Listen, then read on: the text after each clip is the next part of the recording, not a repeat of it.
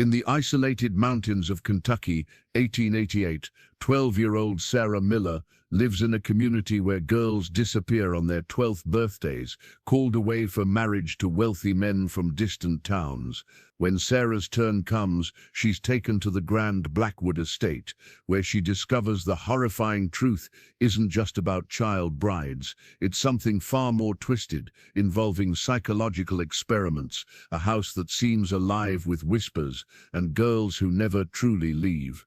As Sarah uncovers each layer of deception, she realizes the nightmare isn't just human cruelty, but something that challenges the very nature of reality itself. They sold me 3 days after my 12th birthday, and the worst part wasn't the selling itself. It was that my mother braided my hair that morning with hands that wouldn't stop shaking, weaving in white ribbons like I was a gift being wrapped. And when I asked her why she was crying, she kissed my forehead and whispered that some girls are born lucky and some are born necessary, and I didn't understand the difference until I saw the other mothers in the town square that afternoon, all of them weeping silently, while their daughters stood in a line wearing white dresses that smelled like lavender and mothballs. Our hands scrubbed raw and pink, our faces painted with rouge we'd never been allowed to wear before. And that's when I realized we weren't being married at all. We were being sold like livestock at auction, except the buyers were already chosen, the prices already paid, and all that remained was the ceremony of handing us over to men whose names we'd never heard and whose faces we'd never seen. My name is Sarah Miller, and I need you to understand something before I tell you what happened in that house, before I describe the things I saw in the basement and the sounds I heard through the walls at night, and the reason why 6 girls went into the Blackwood Estate in the autumn of only their dresses came back. I need you to understand that I was an ordinary girl from an ordinary family in an ordinary mountain town where nothing extraordinary ever happened except for this one tradition that everyone accepted as normal, as necessary, as the price we paid for prosperity. My father worked the coal mines. My mother kept a garden that barely grew anything in our rocky soil. My younger brother Daniel was 8 and still believed that the girls who left on their 12th birthdays went to live in castles with princes because that's what the town told all the young children. That's the fairy tale they spun to keep the next generation compliant and docile and ready for their turn. But I knew better, or at least I thought I did. I'd heard the older women talking in hushed voices when they thought no children were listening. I'd seen the way Mrs. Patterson stared at nothing for hours after her daughter Emma left 2 years ago, her eyes empty like someone had scooped out everything behind them. I'd watched my own mother grow thinner and quieter as my 12th birthday approached, her laughter disappearing bit by bit until she moved through our small house like a ghost, haunting her own life. So I knew this wasn't about princes or castles or anything beautiful. I knew we were being given to wealthy men as brides, child brides, and though the thought made my stomach turn and my skin crawl, I told myself I could survive it. I told myself that Emma Patterson had survived, that all the other girls had survived, because they must have, because the alternative was too horrible to consider. And surely someone would have done something, surely someone would have stopped it if girls were actually dying. I was wrong about almost everything, but I'll get to that. The morning they came for me started like any morning, roosters crowing in the distance, the smell of wood smoke and damp earth. My mother woke me before dawn, her face already tear-stained, and she didn't say anything about where I was going or why. Just helped me into the white dress that had been hanging in our house for 3 weeks, like a ghost waiting to inhabit a body. The dress was beautiful in a way that made me uncomfortable, too fine for our poor household, made of fabric that felt like water against my skin, with lace at the collar and cuffs that must have cost more than my father earned in a month. Someone had paid for this dress, someone had measured me without my knowledge, because it fit perfectly, and that violation felt almost as bad as what was coming next. My mother braided my hair with those shaking hands, weaving in the white ribbons, and I wanted to ask her why she was letting this happen, why she wasn't fighting, why she wasn't running away with me into the mountains where we could hide forever. But I could see the resignation in every line of her face, the acceptance of something she'd long ago stopped trying to change. When she finished, she held my face in her hands and said, "You're stronger than you know, Sarah. Remember that. Whatever happens, you're stronger than you know." And then she pressed something small and cold into my palm, a tiny silver locket that had belonged to her mother, and closed my fingers around it. "Don't open it until you need it most," she whispered. "You'll know when."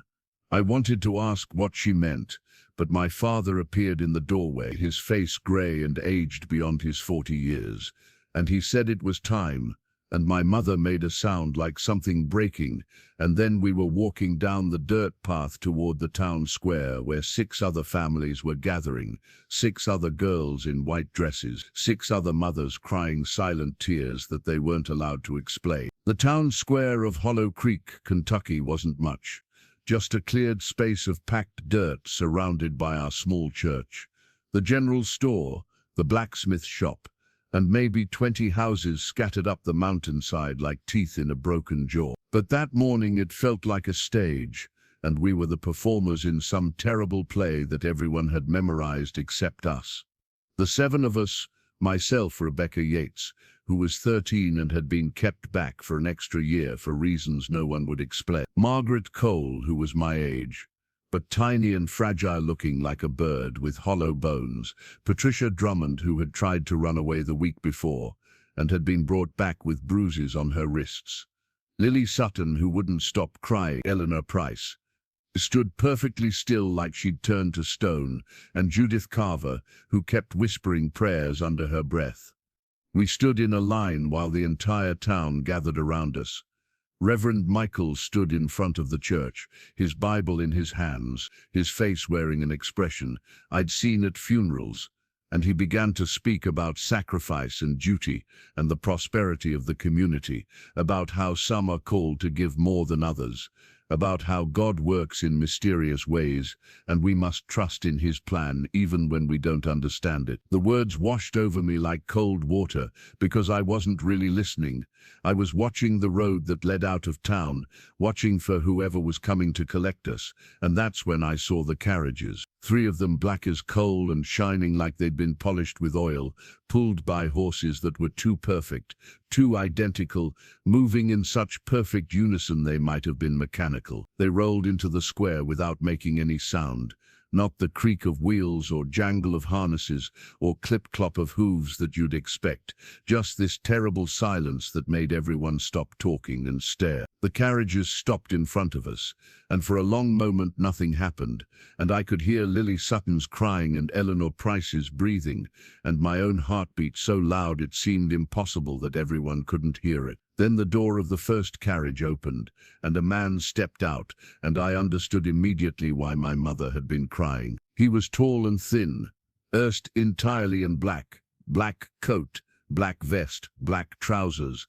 black gloves, with pale skin that looked like it had never seen sunlight, and eyes that were too dark, pupils so dilated you couldn't see any color at all, just black holes in his face. He smiled, and his teeth were perfectly white and perfectly even, and something about that smile made my skin try to crawl off my body and run away without me. Behind him 2 more men emerged from the other carriages, identical in their black clothing and pale skin and dark eyes, like they were brothers or copies or something worse. "Good morning, friends of Hollow Creek," the first man said, and his voice was smooth and cultured and completely wrong, like hearing a wolf recite poetry. "I am Mr. Blackwood, and these are my associates, Mr. Ashton and Mr. Graves. We've come to collect what was promised." Reverend Michael stepped forward, wringing his hands. "Yes, of course, Mr. Blackwood. 7 girls as agreed. All 12 years old, all healthy, all prepared." "Prepared," Mr. Blackwood repeated, and the way he said it made my stomach drop. His dark eyes scanned over us, one by one, lingering on each face like he was memorizing us, or evaluating us, or something I didn't have words for.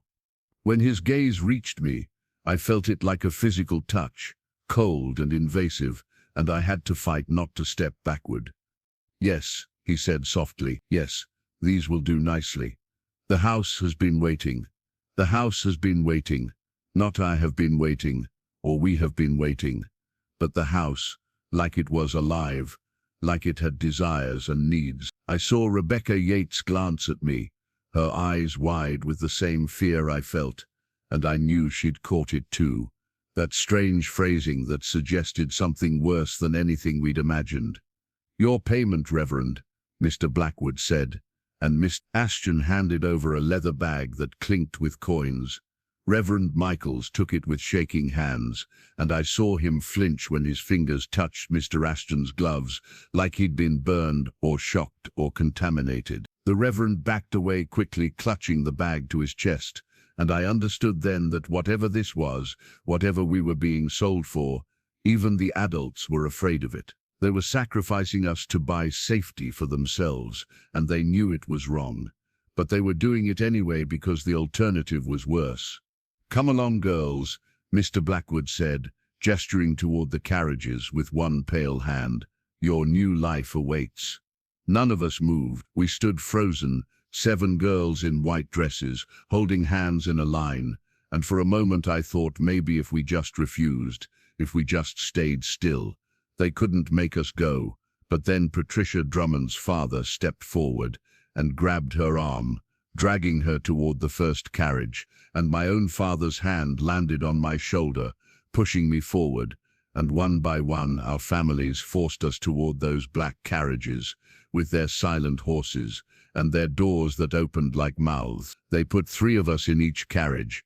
I was pushed in with Margaret Cole and Lily Sutton, who was still crying those silent tears that made no sound, just wetness streaming down her face, and the door closed behind us with a click that sounded final. The interior was red velvet and dark wood, beautiful and suffocating, with curtains over the windows that Mr. Graves pulled shut before taking his seat across from us, those dark eyes watching us like a cat watches mice.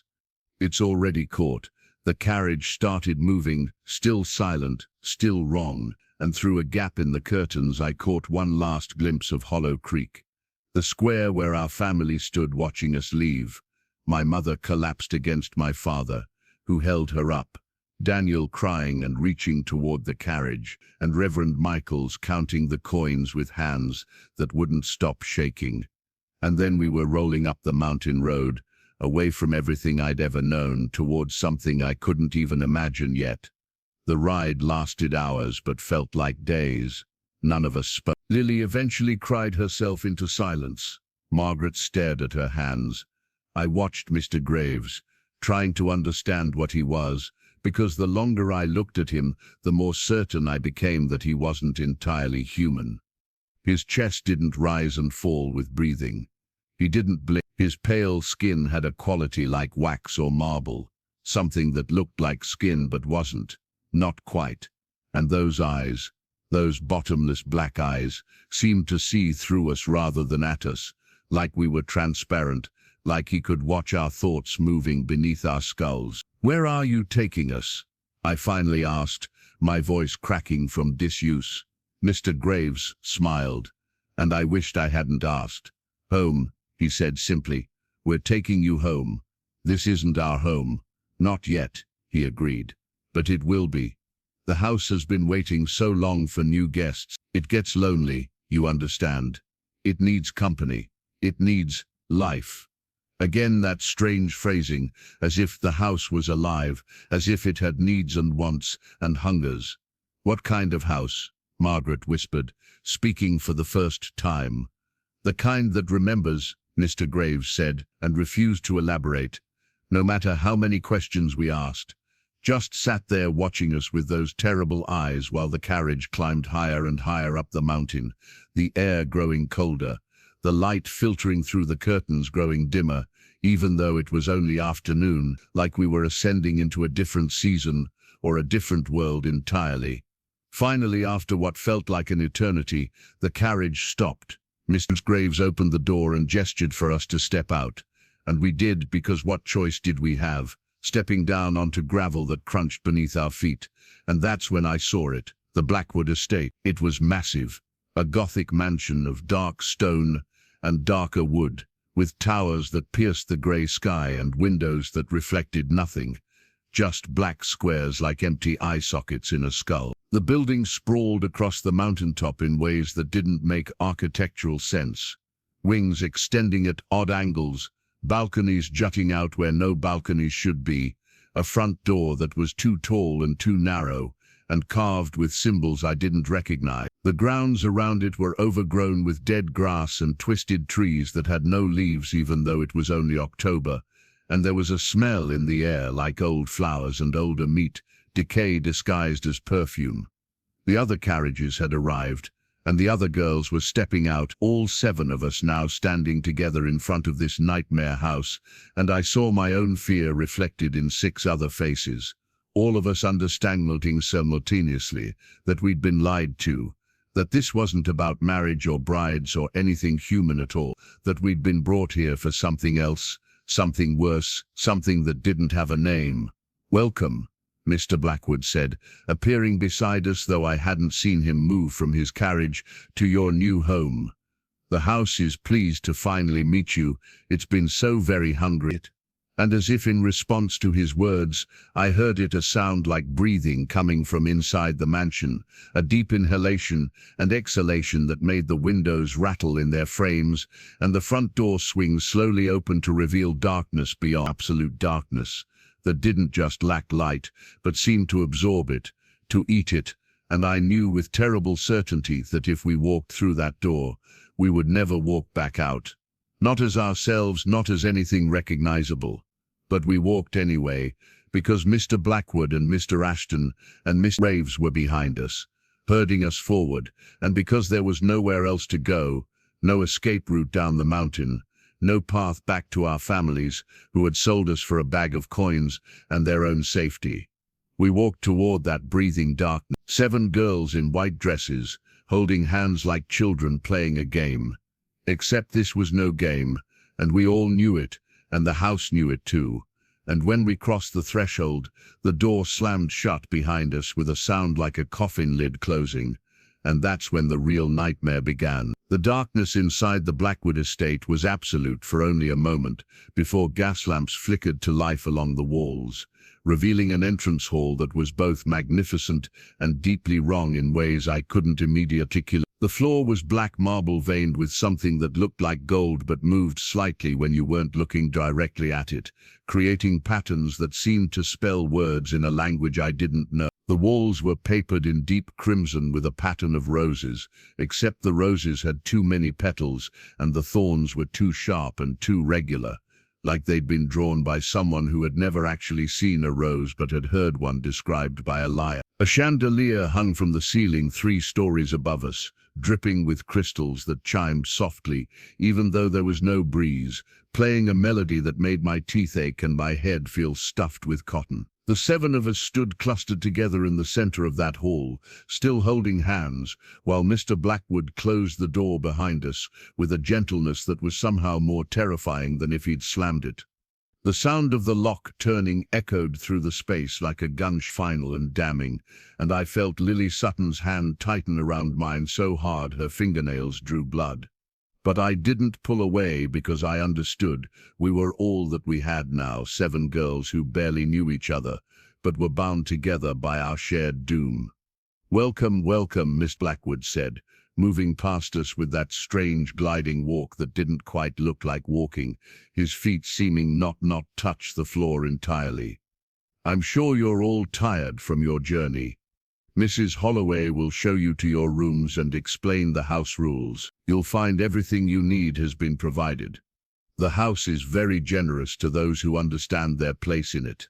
As if summoned by his words, a woman appeared at the top of the grand staircase that curved up from the entrance hall like a ribcage. She was perhaps 50, dressed in a severe black dress with a white collar, her grey hair pulled back so tightly it must have hurt, her face angular and sharp like it had been carved from wood by someone who'd forgotten to sand down the edges. But it was her eyes that made me want to run.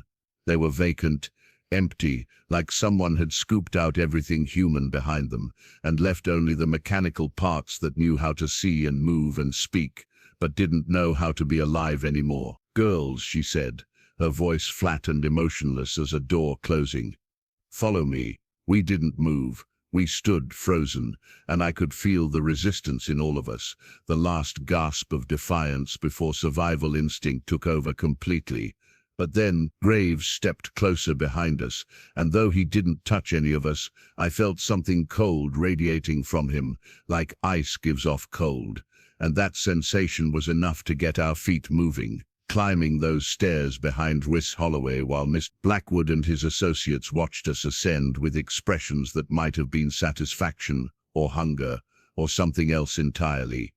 The second-floor hallway was impossibly long, stretching away in both directions farther than the house should have been able to contain, lined with doors on both sides that were numbered, but not in any order that made sense.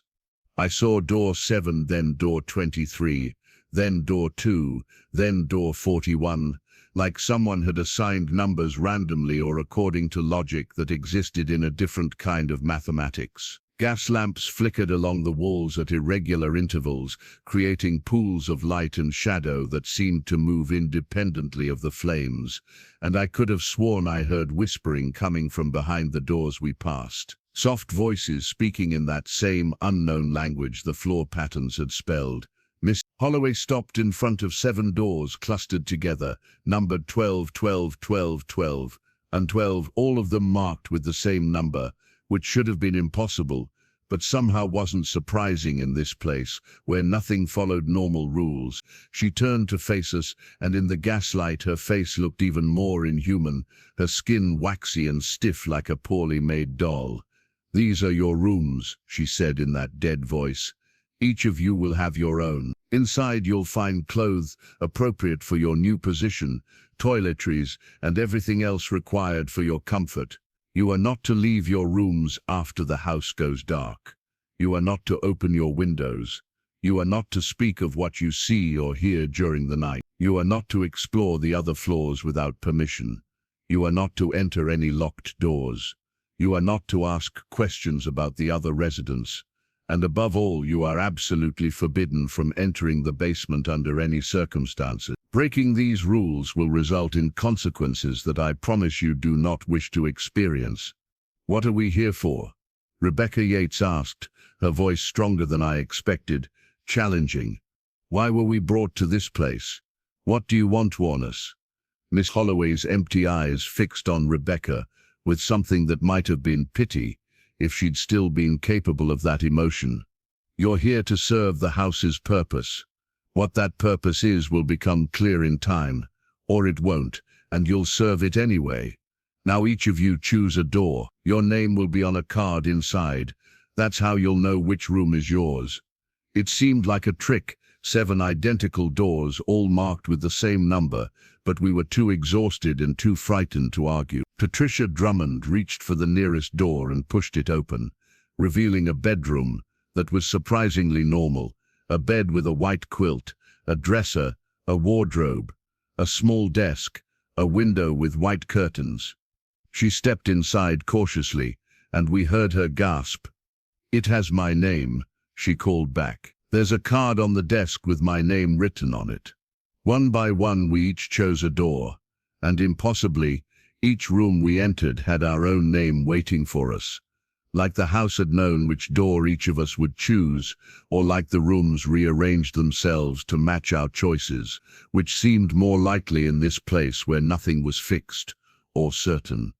I was the last to choose, and when I opened my door I found a room identical to what I'd glimpsed in Patricia's white quilt, wooden furniture, a window looking out over the dead grounds. But when I stepped inside and closed the door behind me, I saw something the others must have missed, or maybe something that appeared only in my room.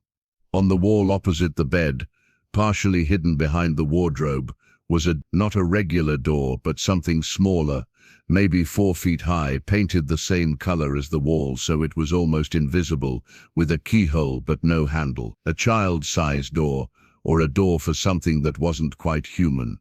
And looking at it made my skull hurt in a way I'd never experienced before, like my brain was trying to reject the information my eyes were sending it. I heard a soft knock, and Miss Holloway entered, waiting for permission, carrying an armful of clothes which she placed on the bed. "Dinner is at 7, she said. "You'll hear a bell. Follow the sound to the dining room. Don't be late. The house doesn't like waiting." She turned to leave, then paused, her empty eyes landing on the small door I'd been staring at. "I see your room has one of the children's doors," she said flatly. "Don't try to open it. Don't look at it for too long. And if you hear anything coming from the other side, put your pillow over your head and count backward from 100. Usually by the time you reach 0, whatever was making noise has moved on." And she left, closing my door behind her with a soft click that sounded like teeth snapping together. I stood alone in my room staring at that hidden door, and I wanted to examine it more closely, to put my ear against it and listen, to try the keyhole. But Miss Holloway's warning echoed in my head, and something instinctive and animal in me said that this was one warning I should actually heed. Instead, I turned my attention to the clothes she'd brought, several dresses in dark colors, nothing like the white dress I was wearing, along with undergarments and a nightgown that looked expensive, far nicer than anything my family could have afforded. I changed quickly, wanting out of that white dress that smelled like my mother's tears and my own fear, and as I was folding it I remembered the locket she'd pressed into my hand. I pulled it from the dress pocket where I'd hidden it, the silver warm from my body heat, and I was tempted to open it right then, to see what my mother had thought was important enough to give me. But her words came back, "Don't open it until you need it most. You'll know." And I had the feeling that whatever was inside was something I could only use once, some kind of protection or escape or knowledge that would be wasted if I looked too soon. So I fastened it around my neck and tucked it under my new dress where no one could see it, a secret comfort against my skin. The window drew my attention next. I pulled back the white curtains and immediately wished I hadn't. The view should have shown the front grounds of the estate, the dead trees and overgrown paths we'd walked past when we arrived, but instead I was looking at something impossible, a garden in full bloom, roses and lilies and flowers I didn't recognize, all of them growing in impossible colors, blues and purples and blacks, that didn't exist in nature, and among the flowers were statues, dozens of them, all depicting young girls in white dresses, in various poses of fear or flight or supplication, and I realized with creeping horror that the statues looked exactly like the 7 of us, perfectly detailed down to the ribbons in our hair and the expressions on our faces. Except these statues showed us screaming or crying or reaching toward something invisible, and I understood that this garden was showing me the future, or a possible future, or something else entirely that my mind couldn't categorize. I dropped the curtain and backed away from the window, my heart hammering so hard I thought it might break my ribs, and that's when I heard it, a soft scratching sound coming from the small door behind the wardrobe. Scratch, scratch, scratch, rhythmic and patient, like fingernails on wood, and beneath that a sound that might have been breathing or might have been whispering, something alive and aware on the other side of that door, something that knew I was in the room and was trying to get my attention. I grabbed the pillow from my bed and pressed it over my head like Mrs. Holloway had instructed, and I started counting backward from 100, my voice muffled against the fabric. 99, 98, 97, and the scratching continued, getting louder or maybe just seeming louder, because I was trying so hard not to hear it. 96, 95, 94, and I heard something new, a voice, high and thin like a child's voice, singing a lullaby. I recognized from my own childhood, except the words were wrong, twisted into something about houses that eat and doors that open only one way, and girls who stay forever and ever and ever. 93, 92, 91, and I was crying now, tears soaking into the pillow, my whole body shaking with the effort of not screaming, not running, not doing anything, except counting down and down and down. 85, 84, 83, and the scratching suddenly stopped, and the singing cut off mid-word, and there was silence. So absolute, it was somehow worse than the noise had been. A silence that felt like being watched from very close by, something that didn't need to breathe or move to be aware of you. I kept counting all the way to 0 anyway, and when I finally lowered the pillow, my room was exactly as it had been. Nothing disturbed. The small door still closed and innocent-looking, and I could almost convince myself I'd imagined the whole thing, except my fingernails had dug crescents into my palms, deep enough to draw blood, and my face was wet with tears, and I knew with absolute certainty that something had been on the other side of that door, something that wanted in, something that knew my name. A bell rang somewhere in the house, deep and resonant like a church bell, but wrong-sounding. The tone slightly off in a way that made my stomach turn, and I remembered dinner at 7. Follow the sound to the dining room, don't be late. I didn't want to leave my room, didn't want to face whatever was waiting elsewhere in this nightmare house, but I also didn't want to be alone anymore with that small door and whatever was behind it. So I opened my regular door and stepped into the hallway, where the other girls were emerging from their own rooms, all of us changed into dark dresses, all of us looking haunted and hollow-eyed like we'd each experienced our own private horror in the 30 minutes since we'd separated. "Did you?" Margaret Cole started to ask, but Eleanor Price cut her off with a sharp gesture. "Don't," Eleanor said quietly. "Don't talk about it. Whatever happened in your room, don't talk about it. That's one of the rules, remember? Don't speak of what you see or hear." I think that rule is more important than Mrs. Holloway made it sound. We followed the sound of the bell through the hallway and down a different staircase, this one narrow and winding like descending into a shell, the walls pressing close on both sides, and I kept expecting something to reach out from the shadows between the gas lamps, but nothing did. Not yet. The staircase opened into a corridor lined with portraits of people who all looked vaguely similar. Pale skin, dark eyes, expressions that were almost but not quite right, like each portrait had been painted by someone who'd forgotten what human emotion looked like. And all of them were watching us. I could feel it, their painted eyes tracking our movement as we passed, and when I glanced back, I could have sworn several of the figures had shifted positions, turned their heads, followed us with their gazes. The dining room was exactly what you'd expect in a mansion like this, massive and ornate, with a table long enough to seat 20 people, set with fine china and crystal glasses and silver cutlery that gleamed in the light from yet another chandelier. But what struck me immediately was that only 7 places were set, all clustered together at one end of the table, and the rest of the settings were covered in dust, so thick it looked like snow, like those seats hadn't been used in years or decades, or longer. Mr. Blackwood stood at the head of the table, still dressed in his black suit, his pale face emotionless, as we filed in and took our seats without being told where to sit. Some instinct making us cluster together like animals, sensing a predator. Mr. Aston and Miss Graves stood against the walls like guards or sentries, their dark eyes watching us without blinking, without any expression at all. "I trust you've all settled into your rooms comfortably," Mr. Blackwood said, and it wasn't a question, so none of us answered. "You must have many questions about why you're here, what purpose you'll serve, what the future holds. These questions will be answered in due time. For now, you need only understand a few simple facts. First, you belong to the house now, not to me or my associates, but to the house itself. We are merely its caretakers, its servants, its voice. Second, the house has existed for far longer than you can imagine, and it will continue to exist long after you've forgotten what the sun looks like.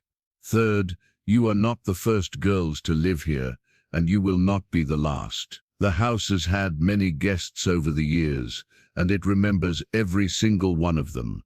Their stories are written in its walls, their voices echo in its corridors, their dreams are preserved in its foundations. And fourth, he paused, and something like a smile crossed his face, except it never reached his eyes. The house is hungry. It feeds on very specific things, things that only young girls can provide, and you were chosen because you have an abundance of what it needs. Fear, innocence, the particular flavor of desperation that comes from realizing you've been betrayed by everyone you trusted. The house feeds on these things, like you feed on bread and water, and in return, it keeps you alive. It's quite a generous arrangement, really. What happens if we try to leave? Rebecca Yates asked, her voice steady, even though I could see her hands shaking in her lap. What happens if we refuse to cooperate? Mr. Blackwood's almost smile widened. You're welcome to try, he said softly. The front door is unlocked. The grounds are open. You can walk right out anytime you choose. Would you like to know what happened to the last girl who tried? He gestured to Mr. Graves, who reached into his coat and pulled out something small and pale that he placed on the table in front of us. It was a doll, maybe 6 inches tall, carved from what looked like ivory or bone, and it was wearing a dress I recognized. The same dress Emma Patterson had been wearing the day she left Hollow Creek 2 years ago. I'd seen it in the sketches Miss Patterson had obsessively drawn afterward, trying to preserve every detail of her daughter's appearance.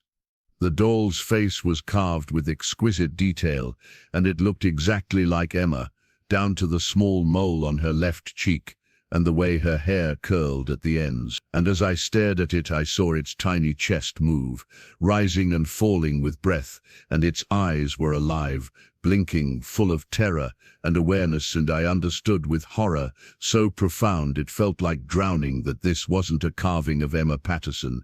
This was Emma Patterson somehow compressed and transformed and trapped in this tiny prison, still alive, still aware, still suffering. She made it almost to the tree line, Blackwood said conversationally, picking up the doll and turning it over in his hands while its little arms flailed and its mouth opened in a scream too small to hear. The house was very disappointed. It prefers willing participants, you see. It prefers girls who understand their purpose and accept their fate. When they run, when they fight, when they refuse to cooperate, the house has ways of ensuring they can never leave while still extracting what it needs from them. Emma here has been feeding the house for 2 years now, every moment of every day, her fear compressed and concentrated and infinite, because she's trapped in a body too small to contain it, and she'll continue feeding it for years more, decades more, perhaps forever. The house is very efficient with its resources. He placed the doll back on the table, and I watched its tiny hand reach toward us, pleading, begging, and I thought I could see its mouth forming words. Help me, please. Somebody help me. But no sound came out, and Mr. Blackwood pushed his chair back and stood. Dinner will be served shortly, he said. I recommend you eat. You'll need your strength for what comes next. Oh, and one more thing, he paused at the doorway, turning back to fix us with those bottomless black eyes. The house would like me to tell you that it's very pleased with this year's selection. It thinks you 7 will last quite a long time. It hasn't had such promising candidates since 1873, and those girls provided sustenance for nearly 5 years before they were used up. The house is very much looking forward to knowing each of you intimately. Then he was gone, and Mr. Ashton and Mr. Graves followed, and we were alone in that vast dining room, with the doll that had once been Emma Patterson reaching toward us from the center of the table, and none of us could move or speak or even breathe properly, because we'd just been told exactly what we were for. We were food, not for people but for a house, for a building that was somehow alive and hungry and capable of trapping us in prisons smaller than death, and our families had known, they must have known. They'd been selling girls to this place for who knows how many years, buying prosperity for Hollow Creek with the suffering of their own daughters. And we'd been so naive, so stupid, thinking this was just about child marriage, thinking we could survive by being obedient or clever or strong, not understanding that we'd been delivered to something that wasn't human, wasn't bound by human rules, wasn't capable of mercy or boredom or change. We have to get out of here, Patricia Drummond whispered, tears streaming down her face. We have to run. We have to find a way out. We can't stay here. Did you see what they did to Emma? Judith Carver hissed. Did you see? If we run, if we fight, that's what happens to us. We'll be conscious forever in a body the size of a toy, feeding this thing our fear for years and years and years. So what, we just accept it? Rebecca demanded. We just let this house feed on us until we're used up. How is that better? Maybe it's not. Eleanor Price said quietly, staring at the doll with an expression I couldn't read. But at least this way we're still ourselves. Still human-sized, still able to think and move, and maybe, possibly, find some way to fight back that doesn't involve running out the front door into an obvious trap. They kept arguing in whispers, while servants I hadn't even noticed appeared from hidden doors, placing plates of food in front of us, roasted meat and vegetables, and bread that smelled delicious, and looked perfect and made my stomach growl despite the horror we'd just witnessed, because my body didn't understand that eating in this place meant accepting what we meant, agreeing to be consumed slowly instead of quickly. But we were 12 years old and we'd been traveling all day, and we were starving. So one by one we picked up our forks and we ate, and with every bite I felt like I was sealing some kind of contract, making some kind of promise to the house that breathed around us and watched us and wanted us. I was chewing a piece of bread when I felt it, a presence unmistakable and overwhelming, like being stared at by something massive and ancient and incomprehensibly aware. The air in the room grew heavier, pressing down on us from all sides, and the gas lamps flickered in unison, even though there was no breeze, and I heard it again, that sound from when we'd first arrived, a deep inhalation and exhalation that came from everywhere and nowhere, the house breathing, the house paying attention, the house noticing us properly for the first time. And in that moment I understood something that made my blood turn to ice in my veins. Mr. Blackwood had been telling the truth when he said we didn't belong to him or his associate. They were just servants, just intermediaries between us and something vast and hungry that wore the shape of a house the way a hermit crab wears a shell. The real entity we'd been sold to wasn't in the room with us. It was the walls and the floor and the ceiling and every brick and board and nail holding this structure together. We weren't guests in a haunted house. We were inside something alive, something that had been waiting for us specifically, something that had already tasted our fear when we'd arrived and found it delicious and wanted more, so much more, wanted to savor us slowly over months or years until there was nothing left to feed on, and we became empty husks like Miss Holloway, or worse, became dolls like Emma Patterson, compressed and preserved and suffering forever. The presence withdrew as suddenly as it had arrived, the pressure prepping, the air returning to normal, but I knew it would be back. I knew that from now on, every moment in this house would be spent, being watched and tasted and consumed bit by bit, and there was no escape because the house was everywhere, in every room and every hallway and every corner. And even if we found a way to physically leave the building, even if we made it past the grounds and down the mountain, the house would follow us somehow, would find us and drag us back, or transform us into something small and helpless and trapped.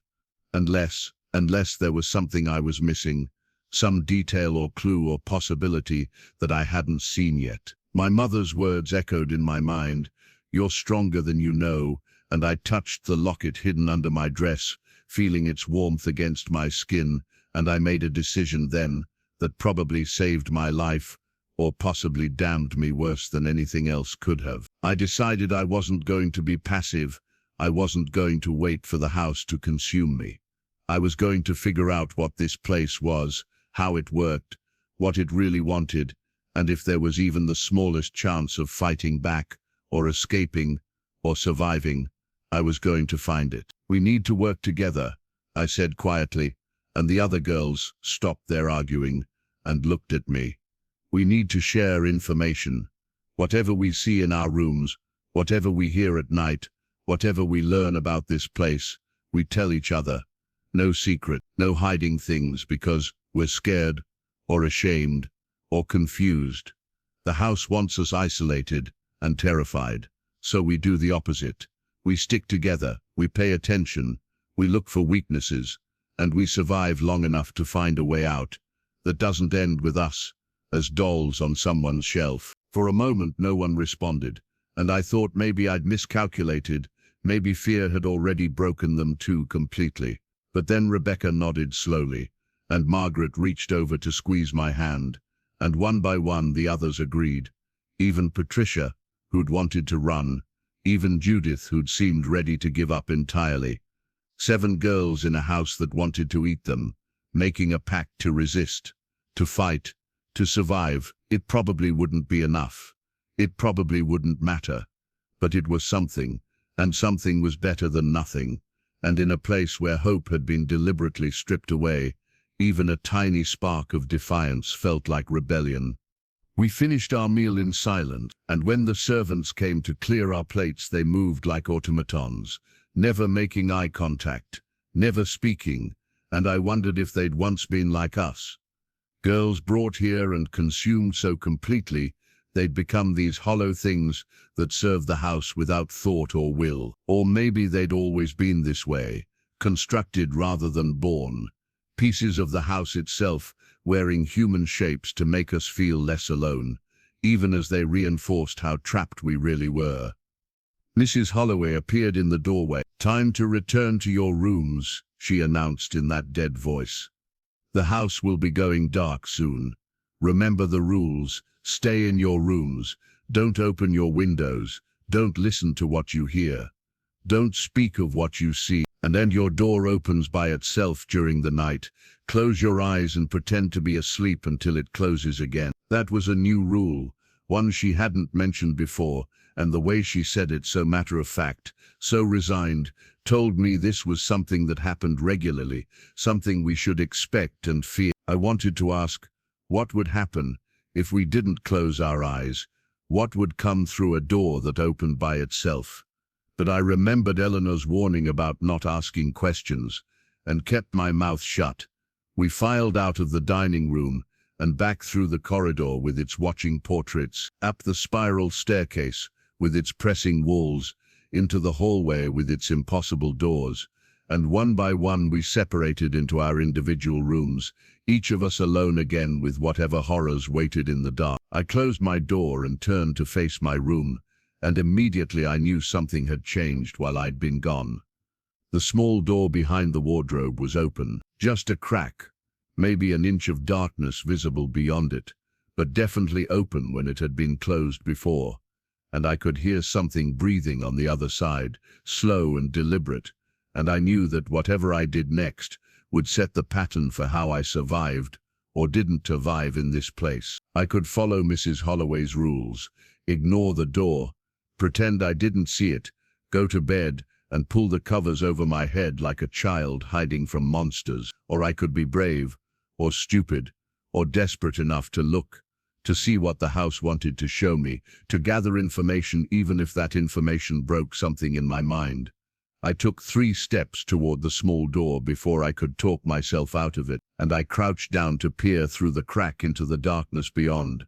And what I saw in those few seconds before something grabbed my arm and pulled me back would haunt me for the rest of my life, however long that turned out to be. What I saw through that crack in the small door was a corridor that couldn't exist, a passageway so narrow that even a child would have to crawl through it on hands and knees, stretching away into darkness that seemed to pulse and breathe like living tissue. The walls of this impossible corridor were made of something that wasn't wood or stone but looked organic, almost flesh-like, with a texture that glistened wetly in the dim light that came from nowhere and everywhere at once. And along these walls, embedded into them like flies trapped in amber, were faces, dozens of them, maybe hundreds, all belonging to young girls, with their eyes open and their mouths frozen mid-scream, their features perfectly preserved, but their expressions showing such profound terror and suffering that looking at them felt like being stabbed in the chest. Recognized some of them from portraits I'd seen in town. Girls who'd disappeared over the years, girls whose families had mourned them publicly while accepting their blood money privately, and they were all here, all trapped in these walls, not dead, but not alive either, existing in some horrible, in-between state where they could see and feel and understand what had been done to them, but couldn't move or speak or escape. And at the far end of that corridor, so distant it should have been impossible to see clearly, but somehow wasn't, something was moving toward me. Something large and pale and wrong-shaped, crawling on too many limbs, that bent in too many directions. Its face, if it had a face, hidden in shadow, but its intent absolutely clear. It was coming to see what had dared to look through the door, coming to investigate the new girl who hadn't learned yet to keep her eyes closed, and her curiosity buried, coming to claim or consume or corrupt, and I could hear its breathing now, wet and ragged and eager, getting closer with impossible speed, despite the distance that should have separated us. That's when the hand grabbed my arm and yanked me backward so hard I fell onto the floor of my room, and I looked up expecting to see Mr. Blackwood, or one of his associates, or Mrs. Holloway, come to punish me for breaking the rules, but instead I saw a girl.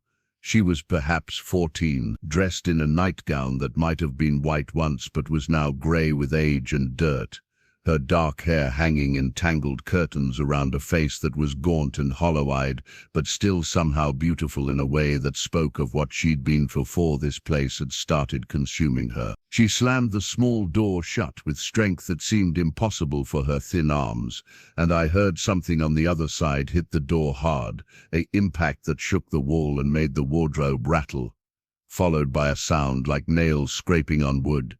Trying to find perch, trying to force the door back open.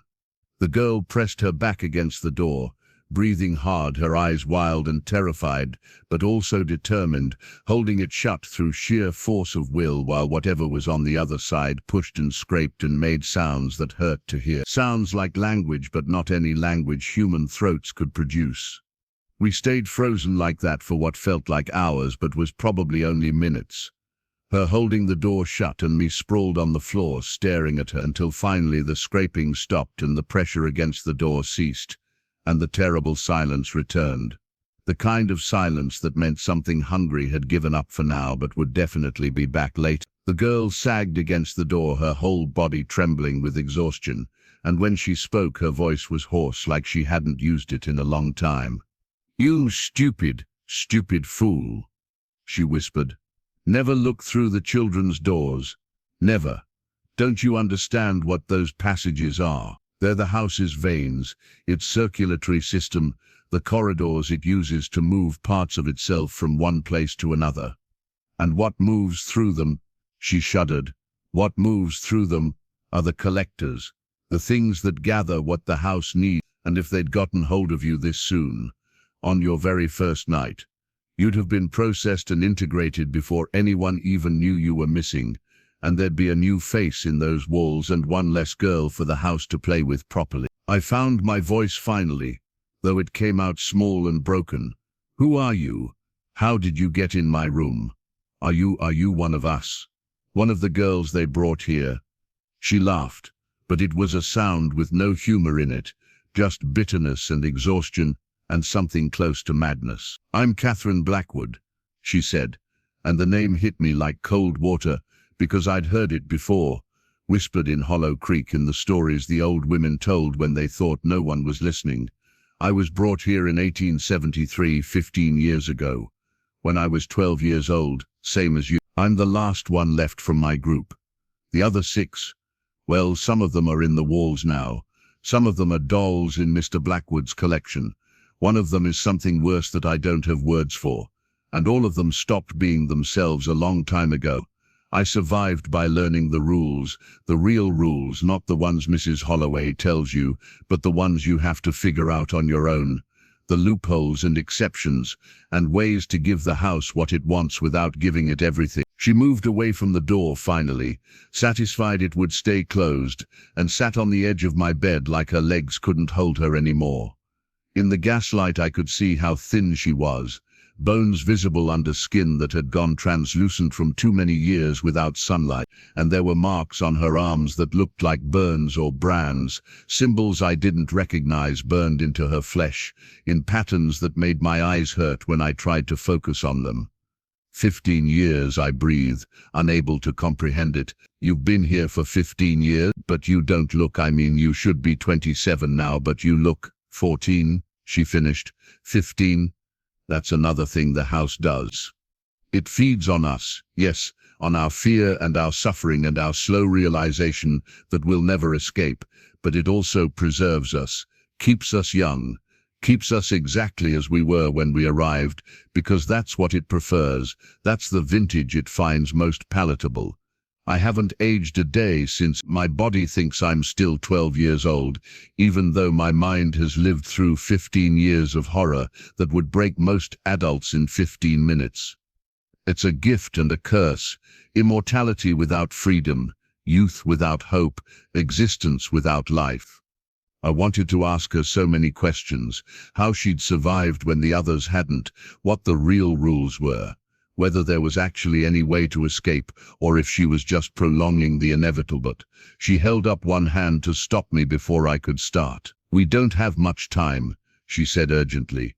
"The house is distracted right now, feeding on the fear your 6 friends are experiencing in their own rooms, their first night terrors, their initial harvesting, but it will notice my absence soon and send something to collect me. I came to warn you because I saw something in you at dinner, something the others don't have yet, resistance, defiance, the spark of someone who might actually survive long enough to matter. So listen carefully, because I can only say this once, and then I have to go back to my room in the East Wing before the collectors realize I've breached my containment." She leaned forward, her hollow eyes burning with intensity. "The house isn't a house," she said. "I mean it is, but that's not all it is. It's a feeding mechanism, a trap built by something that exists partially in our world and partially in someplace else, where geometry works differently and time flows in circles and things that should be separate can occupy the same space. The man you call Mr. Blackwood isn't the original Blackwood who built this place. He's what happens when the house consumes someone completely and remakes them into a servant. The real Augustus Blackwood died in 1854. But the house kept his shape and his name and uses him like a puppet, and the same is true for Ashton and Graves and Hers Holloway and all the servants. They were all people once, girls and boys and adults who came here and were processed and transformed into parts of the house itself." "Processed?" I asked, though I wasn't sure I wanted to know the answer. "That's what happens if you break certain rules, or if the house decides it needs a new servant more than it needs a food source," Catherine explained, her voice dropping even lower. "You're taken to the basement, the real basement, not the one Mrs. Holloway warned you about, but the one beneath that, the one that goes down and down and down into the mountain itself, and you're put through the integration chambers, where the house opens you up and crawls inside and replaces everything that makes you yourself with pieces of its own consciousness. And what comes back up looks like you and sounds like you, but isn't you at all, just the house wearing your skin and using your voice. That's the fate worse than being a doll, worse than being trapped in the walls, because at least in those states you're still yourself in some horrible way, still aware and suffering but existing, whereas processed servants don't exist at all anymore. They're gone, erased, nothing left but the shell." I felt bile rising in my throat. How do we stop it?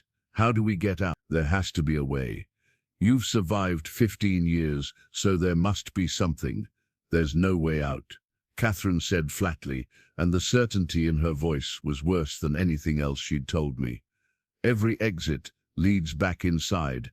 Every window opens onto impossible views. The grounds extend forever in all directions and loop back on themselves.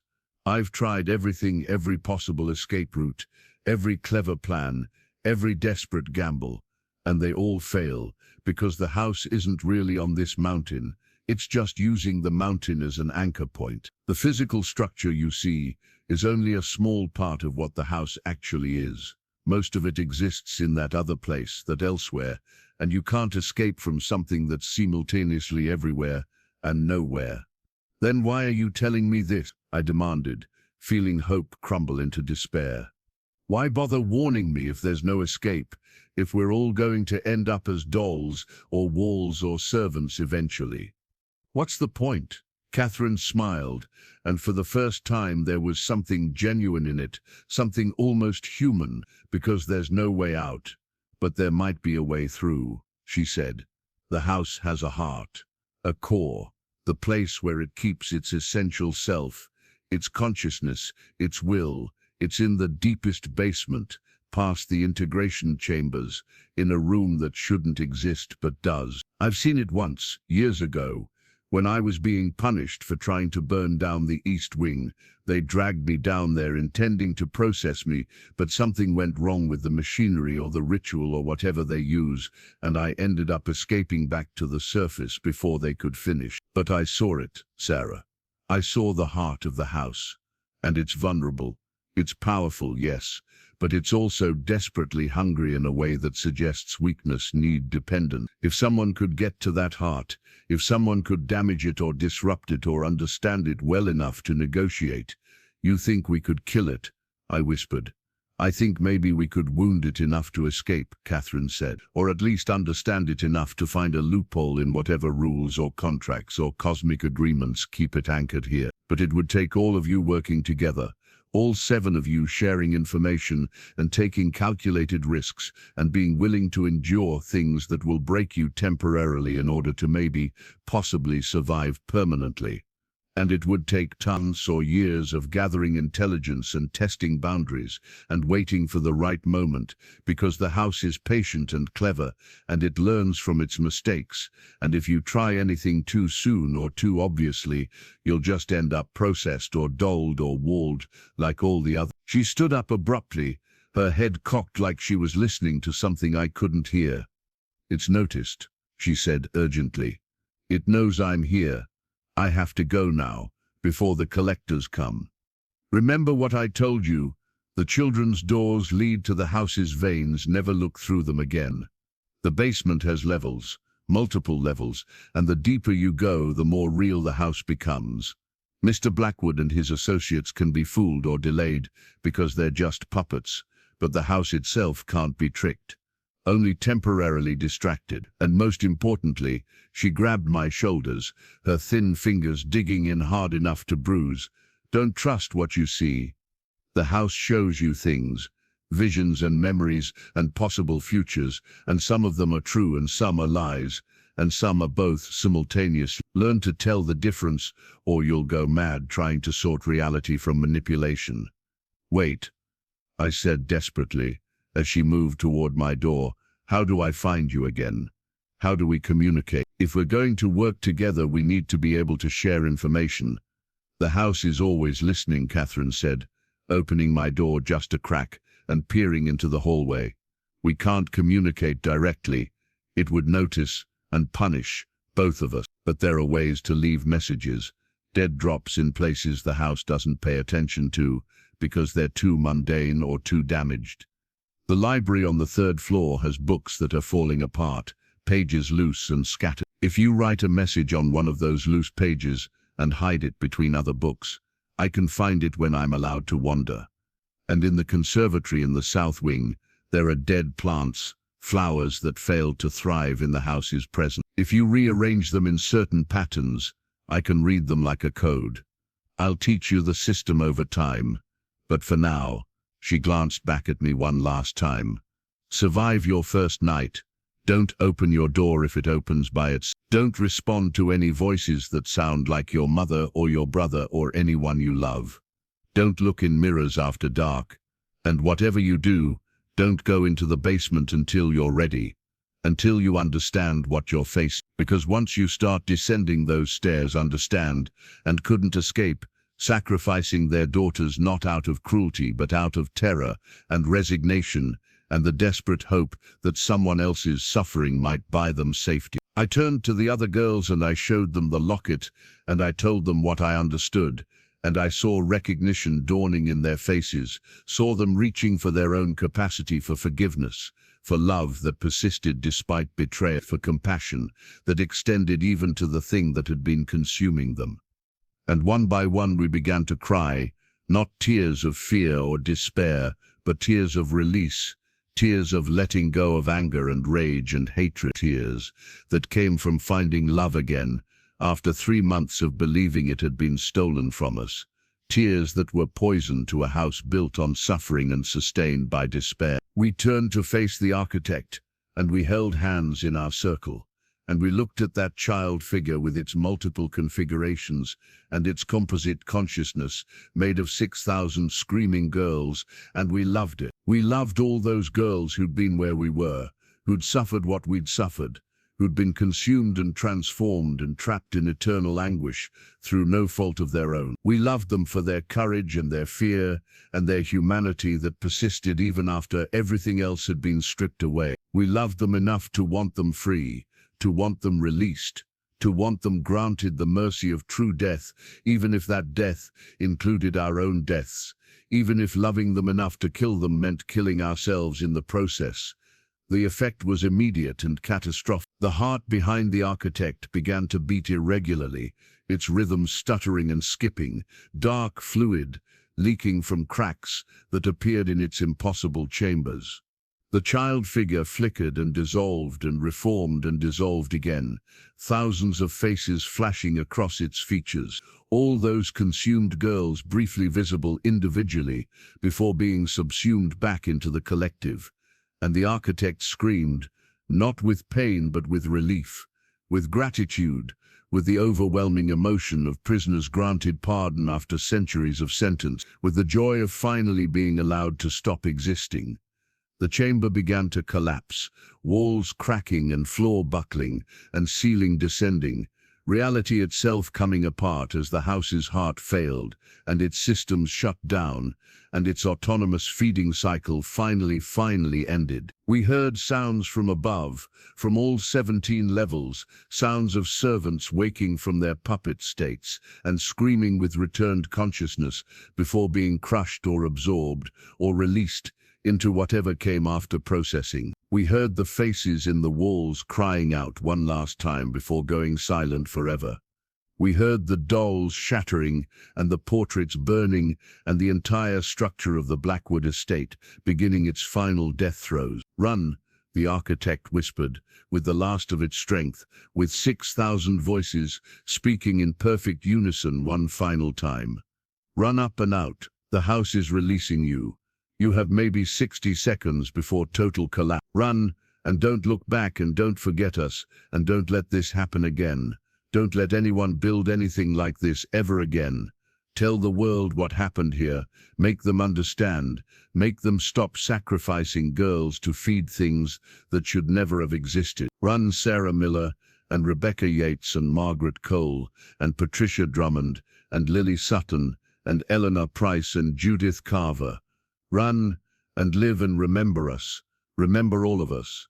We ran back up those 17 levels while the house died around us, while the organic stairs dissolved beneath our feet, and the walls leaked something dark and viscous, and the entire impossible structure that had existed partially in our world and partially elsewhere began to retract, began to pull back into whatever dimension it had extended from, began to close like a flower in reverse, or a wound healing, or a predator finally dying after centuries of feeding. We ran past the integration chambers as they exploded, releasing the half-processed servants who staggered into our path and then collapsed into dust as their temporary animations ceased. We ran past the storage levels and the normal basement and up the final stairs into the ground floor of the mansion, and we saw Mr. Blackwood standing in the entrance hall, and for just a moment, his empty eyes filled with something that might have been consciousness returning, or might have been the ghost of whoever he'd been before, being processed.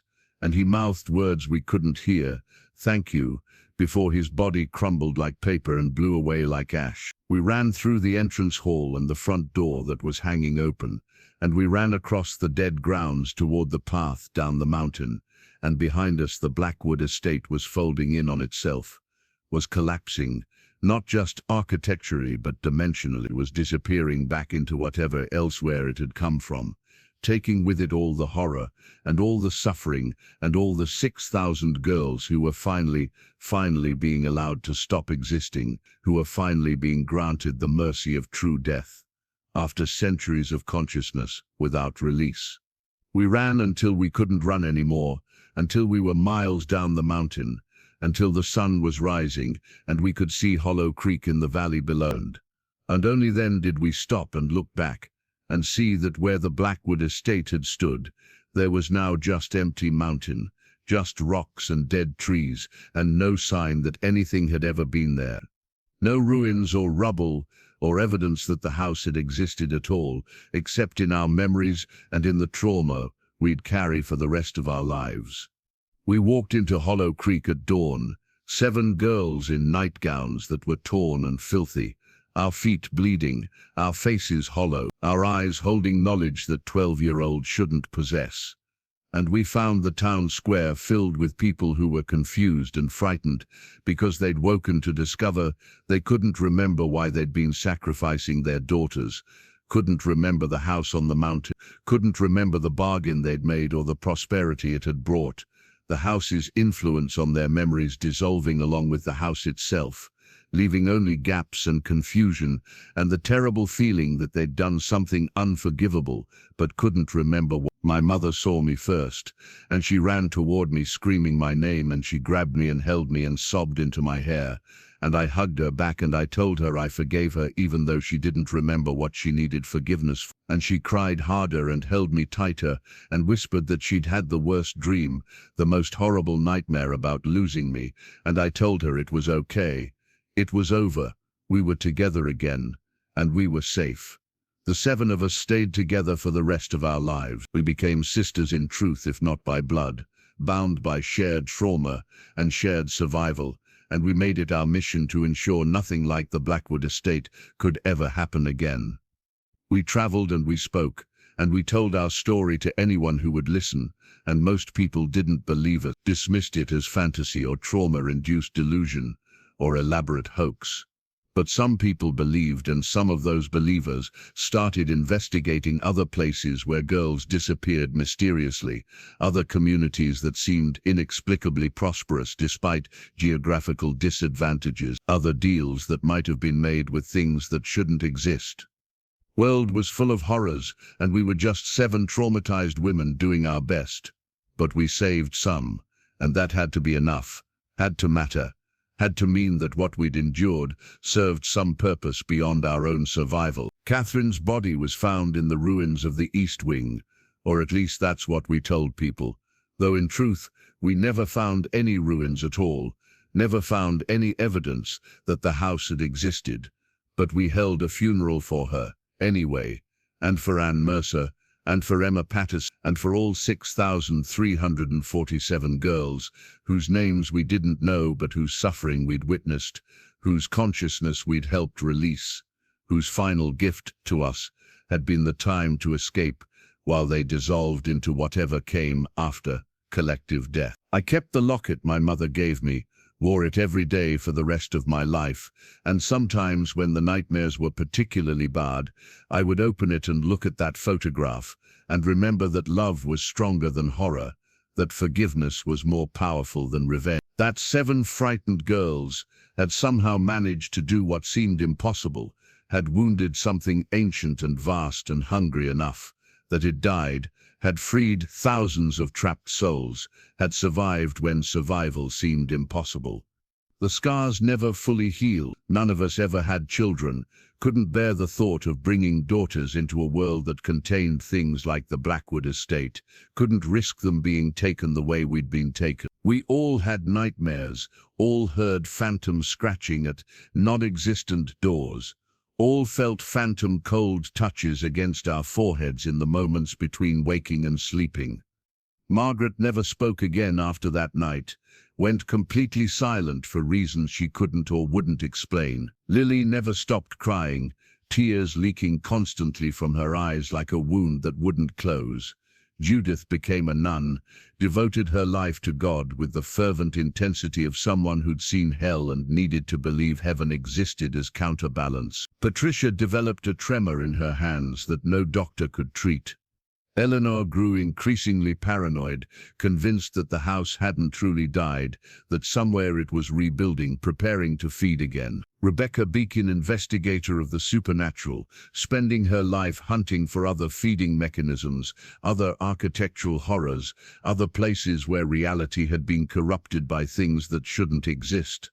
And I became a writer, documenting our story in journals and letters, and eventually in this account you're reading now, because the architect's final words had been clear. Tell the world what happened here. Make them understand. Make them stop sacrificing girls to feed things that should never have existed. Most people who read my accounts dismiss them as fiction, as gothic horror in the tradition of Poe or Shelley, as the imaginings of a troubled mind rather than testimony of lived experience. But that was fine. That was perhaps even better, because the truth was so horrible that people needed the protection of disbelief, needed to be able to read about the Blackwood Estate and tell themselves it was just a story, just a nightmare someone had written down, just fiction that couldn't hurt them. But you know better now, don't you? Who are reading this account, whether you found it in some dusty archive, or inherited it from a relative, or stumbled across it in a library that keeps strange books in its restricted sections. You know that the Blackwood Estate was real, that we 7 girls survived something that should have killed us, or worse, that we destroyed something ancient and hungry and wrong. But that destruction might not have been permanent, might not have been complete, might have only wounded rather than killed. So I have one final warning for you, one last message to pass along before my story ends and your vigilance begins. If you ever hear about a town that's inexplicably prosperous, despite having no obvious economic advantages, investigate. If you ever learn about young girls disappearing on their 12th birthdays with vague explanations about marriage or relocation, ask questions. If you ever encounter a mansion that seems too large for its location, that has windows that reflect nothing, that makes you feel watched and hungry and violated just by looking at it, run. Run immediately. And don't look back, and warn everyone you can, because the Blackwood Estate might have died, but the thing that built it, the original architect, might still exist somewhere, might be constructing new feeding mechanisms, might be starting the cycle over again in different locations, under different names, with different methods, but the same fundamental horror. We thought we'd ended it. We thought our sacrifice and Catherine's sacrifice and the sacrifice of 6,000 girls, dissolved into collective consciousness, had been enough to stop this thing permanently. But sometimes in my dreams I'm back in that heart chamber, and the architect is speaking with its 6,000 voices, and it's telling me something I didn't hear the first time, something I was too frightened and desperate to notice, that it was only one node in a larger network, only one feeding mechanism among many. Only one expression of something bigger and older and far more patient than we'd imagined. I'm 73 years old now, writing this in 1949, 61 years after the night we destroyed the Blackwood Estate, and I'm dying of a cancer the doctors say is inoperable, and my time for warnings is running out. The other 6 are already gone.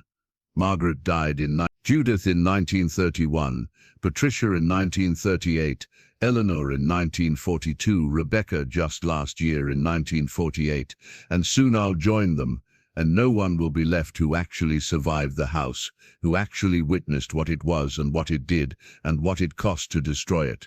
So this account is my legacy, my final testimony, my warning to future generations that some houses are not houses, some bargains should never be made, some prosperity comes at costs too high to justify, and some girls disappear, not into marriages or relocations or ordinary tragedies, but into feeding mechanisms built by things that exist partially in our world, and mostly in elsewhere, things that hunger for very specific emotional states, and will construct elaborate traps to harvest them, things that will continue operating for centuries, unless someone is brave enough or desperate enough, or angry enough, or loving enough, to stop them. We stopped one. We freed 6,000 girls from eternal suffering. We survived when survival seemed impossible. But I fear we didn't stop them all. I fear the architect had siblings, cousins, offspring. I fear that somewhere, right now, in some small town in some remote location, a girl is waking up on her 12th birthday to find her mother braiding her hair with shaking hands, weaving in white ribbons, preparing her to be sold to something that wears the shape of a house, but is actually so much worse. And if that girl is you, if you're reading this because you found it in your grandmother's papers, or in a library book, or hidden in the walls of a building that feels wrong, if you're reading this because you're starting to notice patterns, girls disappearing, prosperity that doesn't make sense, mansions that breathe, doors that open onto spaces that shouldn't exist, then please, please remember what I'm telling you. You are not alone. You are not weak. You are not powerless. You have love. You have forgiveness. You have the capacity for compassion, even in the face of horror. And those things, those simple human emotions that seem so fragile and inadequate, are poison to entities that feed on suffering. Use them, weaponize them. Love the thing that's trying to consume you, not because it deserves love, but because love disrupts its feeding cycle, creates cascade failures in its systems, wounds it in ways that physical resistance never could. Gather your sisters, share your stories, forgive your families for their complicity, because anger is what sustains these things, but forgiveness starves them. And when you finally face the heart of whatever house or structure or feeding mechanism has trapped you, when you stand before the consciousness of 6,000 or 60,000 or 6 million girls who've been consumed and compressed and merged into something that exists only to perpetuate its own suffering, love them. Love them enough to kill them. Love them enough to grant them the mercy of true death. It worked for us. It might work for you. And if it doesn't, if you die in the attempt or worse, at least you'll die as yourself. Die fighting, die refusing to be consumed passive, and maybe that refusal will inspire the next group of girls, and the group after that. And eventually, somehow, through accumulated resistance and shared knowledge and weaponized love, these feeding mechanisms will starve, will fail, will finally be destroyed permanently. That's my hope anyway. That's what I choose to believe in these final days as the cancer eats through my lungs and I prepare to face whatever comes after death, whether it's peace or void or something else entirely. I hope I'll see them again, Rebecca and Eleanor and Patricia and Judith and Lily and Margaret. I hope I'll see Catherine and Anne Mercer and Emma Patterson. I hope I'll see all 6,000 girls we freed that night. And I hope they'll tell me we did the right thing, that the pain was worth it, that their release was complete and permanent, and they're not still suffering somewhere in some other configuration. But even if I never see them again, even if death is just darkness and dissolution, even if this account is read by no one or dismissed as fiction by everyone who finds it, I need to believe that what we did mattered, that 7 frightened girls made a difference, that we wounded something ancient and vast and wrong badly enough that maybe, just maybe, it won't fully recover. That's my legacy, that's my testimony, that's my warning.